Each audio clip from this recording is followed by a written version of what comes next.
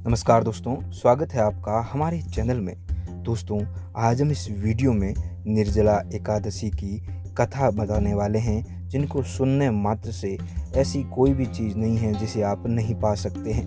दोस्तों, आप इस वीडियो को पूरा और अंत तक ज़रूर देखें ताकि इस कथा वीडियो का अनादर भी नहीं हो और आपको इसका पूरा लाभ भी प्राप्त हो। इस वीडियो को ज़्यादा से ज़्यादा लाइक और शेयर करें और अगर आप भी भगवान विष्णु के भक्त हैं तो अभी इस चैनल को सब्सक्राइब करें और घंटी को ज़रूर दबाएं। तो दोस्तों, निर्जला एकादशी की व्रत कथा शुरू करते हैं। आप इस वीडियो के कमेंट बॉक्स में जाकर जय श्री हरि विष्णु भी लिख कर हमें भेज सकें, हमें बेहद ही खुशी होगी। तो चलिए दोस्तों, शुरू करते हैं। दोस्तों, ये कथा महाभारत काल की है। इसमें पांडव भीमसेन जो है वो व्यास जी से कहते हैं कि हे पितामह, भाई युधिष्ठिर, माता कुंती, द्रौपदी, अर्जुन, नकुल और सहदेव सभी एकादशी का व्रत करने के लिए मुझे कहते रहते हैं। लेकिन महाराज, मैं उनसे कहता हूँ कि भाई, मैं भगवान की शक्ति पूजा तो कर सकता हूँ, दान भी दे सकता हूँ, लेकिन मैं बिना भोजन के नहीं रह सकता। भीमसेन का शरीर अत्यंत ही ज़्यादा बड़ा था। भीमसेन बलिष्ठ थे और उन्हें ज़्यादा ताकत की ज़रूरत थी, इसीलिए भीमसेन ज़्यादा भोजन करते थे और उन्हें भूख भी ज़्यादा लगती थी। इस वजह से वे भूखा नहीं रह पाते थे और ये बात उन्होंने व्यास जी को बताई। दोस्तों, आप इस वीडियो को अभी लाइक कर दें। इस पर दोस्तों व्यास जी ने कहा कि हे भीमसेन, यदि तुम नरक को बुरा और स्वर्ग को अच्छा समझते हो तो हर मास की, हर महीने की दोनों एकादशियों को अन्न मत खाया करो। भीमसेन को व्यास जी ने सलाह दी कि महीने की दोनों एकादशियों का व्रत करो, दोनों एकादशियों को अन्न का त्याग करो और दान वगैरह करो। इस पर भीमसेन ने वापस से कहा कि हे पितामह, मैं तो पहले ही कह चुका हूँ कि मैं भूख सहन नहीं कर सकता। यदि वर्ष भर में कोई एक ही व्रत हो तो वो मैं रख सकता हूँ, क्योंकि भीमसेन के पेट में वर्क नामक अग्नि है, जो इसीलिए भीमसेन ने कहा कि मैं भोजन के बिना नहीं रह सकता। भोजन करने से ही वो अग्नि शांत रहती है, इसीलिए पूरा उपवास तो क्या, एक समय भी बिना भोजन किए रहना कठिन है। इसीलिए आप मुझे कोई ऐसा व्रत बताइए जो वर्ष में केवल एक ही बार करना पड़े और मुझे स्वर्ग की प्राप्ति हो जाए। ऐसा भीमसेन ने व्यास जी से कहा। इस पर व्यास जी कहने लगे कि हे पुत्र, बड़े बड़े ऋषियों ने बहुत शास्त्र आदि बनाए हैं, जिनसे बिना धन के थोड़े परिश्रम से ही स्वर्ग की प्राप्ति हो सकती है। इसी प्रकार शास्त्रों में दोनों पक्षों की एकादशियों का व्रत मुक्ति के लिए रखा जाता है। ऐसा व्यास जी ने भीमसेन से कहा। तो व्यास जी के वचन सुनकर भीमसेन नरक में जाने के नाम से भी भयभीत हो गए। वो डर गए और कांपने लगे। भीमसेन कांपते हुए कहने लगे कि हे व्यास जी, अब मुझे क्या करना चाहिए? मैं महीने में 2 व्रत तो नहीं कर सकता, हाँ, 1 साल में 1 व्रत करने का प्रयत्न अवश्य ही कर सकता हूँ। इसीलिए वर्ष में 1 दिन व्रत करने से यदि मेरी मुक्ति हो जाएगी तो ऐसा कोई मुझे व्रत बताइए। भीमसेन ने व्यास जी से पूछा। ये सुनकर व्यास जी कहने लगे कि वृषभ और मिथुन की संक्रांति के बीच ज्येष्ठ माह के शुक्ल पक्ष की जो एकादशी आती है, उस एकादशी का नाम है निर्जला। तुम उस एकादशी का व्रत करो। इस एकादशी के व्रत में स्नान और आचमन के सिवा जल वर्जित है। आप उसको जल नहीं पी सकते। आचमन में 6 मासे से अधिक जल नहीं होना चाहिए, अन्यथा वो मद्यपान के बराबर हो जाता है। इस दिन भोजन नहीं करना चाहिए, क्योंकि भोजन करने से व्रत नष्ट हो जाता है। यदि एकादशी को सूर्योदय से लेकर द्वादशी के सूर्योदय तक जल ग्रहण न करें तो उसे सारी एकादशियों का फल प्राप्त हो जाता है। साल में 24 एकादशियाँ होती है। अगर आप इस एकादशी को करते हैं तो आपको सभी एकादशियों का फल है वो प्राप्त हो जाता है, लेकिन जो नियम बताए उसके अनुसार।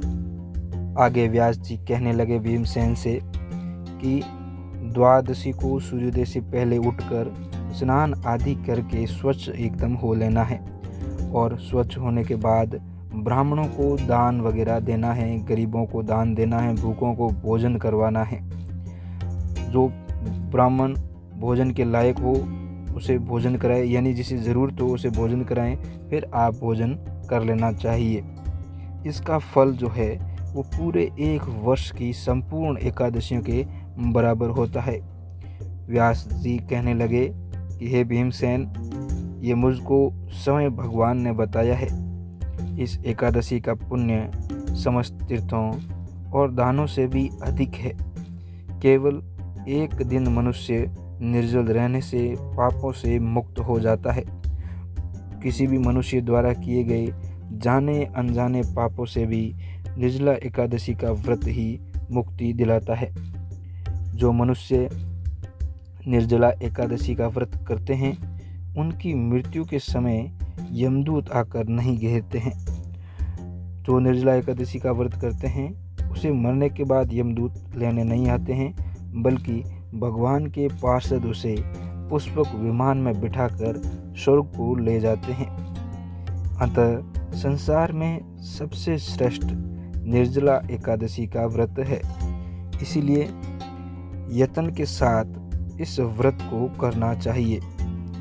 भीमसेन ने आगे सुना व्यास जी को, तब व्यास जी ने बताया कि जब एकादशी का व्रत करते हैं तो इस दिन ओम नमो भगवते वासुदेवाय मंत्र का उच्चारण करना चाहिए और गोदान करना चाहिए। गौओं को दान करना चाहिए। गौओं का दान गरीब व्यक्तियों को, ब्राह्मणों को, ऐसे व्यक्तियों को जिनको ज़रूरत है, ऐसे व्यक्तियों को गौ माता का दान करना चाहिए। ये गौ माता आपको इस भवसागर से पार लगाएगी। इस प्रकार व्यास जी की आज्ञा अनुसार भीमसेन ने इस व्रत को किया। इसीलिए इस एकादशी को भीमसेनी या पांडव एकादशी भी कहते हैं। निर्जला व्रत करने से पूर्व भगवान से प्रार्थना करें कि हे भगवान, आज मैं निर्जला व्रत करता हूँ, दूसरे दिन भोजन करूँगा। मैं इस व्रत को श्रद्धापूर्वक करूँगा। अतः आपकी कृपा से मेरे सब पाप नष्ट हो जाए और इस दिन जल से भरा हुआ घड़ा लेकर वस्त्र से ढककर उसमें आपकी जो भी श्रद्धा हो उस सहित दान कर देना चाहिए। जो मनुष्य इस व्रत को करते हैं उनको करोड़ पल सोने के दान का फल मिलता है। जो इस दिन यज्ञादि करते हैं उनका फल तो वर्णन ही नहीं किया जा सकता। दोस्तों, इस एकादशी के व्रत से मनुष्य विष्णु लोक को प्राप्त होता है, यानी वहाँ जहाँ पर भगवान विष्णु स्वयं विराजमान रहते हैं वहाँ पर मनुष्य जाता है। जो मनुष्य इस दिन अन्न खाते हैं वे चांडाल के समान हैं, अतः वो नरक में जाते हैं। जिसने निर्जला एकादशी का व्रत किया है वो चाहे ब्रह्म हत्यारा हो, मद्यपान करता हो यानी दारू पीता हो, चोरी की हो या अपने गुरु के साथ द्वेष किया हो, मगर इस व्रत के प्रभाव से वो बंदा स्वर्ग जाता है। हे कुंती पुत्र भीमसेन, जो पुरुष या स्त्री श्रद्धापूर्वक इस व्रत को करते हैं उन्हें वो सभी मिलते हैं। वो सभी कर्म करने चाहिए। प्रथम भगवान का पूजन, फिर गोदान, ब्राह्मणों को मिठाई व दक्षिणा देनी चाहिए तथा कलश से भरे जल से भरे कलश का दान अवश्य ही करना चाहिए। निर्जला एकादशी के दिन अन्न, वस्त्र, जूती आदि का दान करना चाहिए। जो मनुष्य भक्तिपूर्वक इस कथा को पढ़ते हैं या सुनते हैं उन्हें निश्चय ही स्वर्ग की प्राप्ति होती है। तो दोस्तों, ये थी निर्जला एकादशी की व्रत कथा। मुझे उम्मीद है कि मेरे द्वारा की गई इस कथा को आपने पूरा सुना होगा। दोस्तों, अगर आपको ये कथा अच्छी लगी हो तो इस कथा के कमेंट बॉक्स में जाकर अपनी पसंद से एक अच्छा सा कमेंट करके दिखाएं, हमें बेहद ही खुशी होगी। इस वीडियो को ज़्यादा से ज़्यादा लाइक और शेयर करें ताकि दूसरे लोगों को भी इसका फ़ायदा प्राप्त हो। अगर आपने अभी तक इस चैनल को सब्सक्राइब नहीं किया है तो इस चैनल को अभी सब्सक्राइब कर लें और घंटी को ज़रूर दबाएं ताकि जब भी नया वीडियो आए तो उसकी नोटिफिकेशन सबसे पहले आपको मिले। धन्यवाद। जय श्री हरि विष्णु।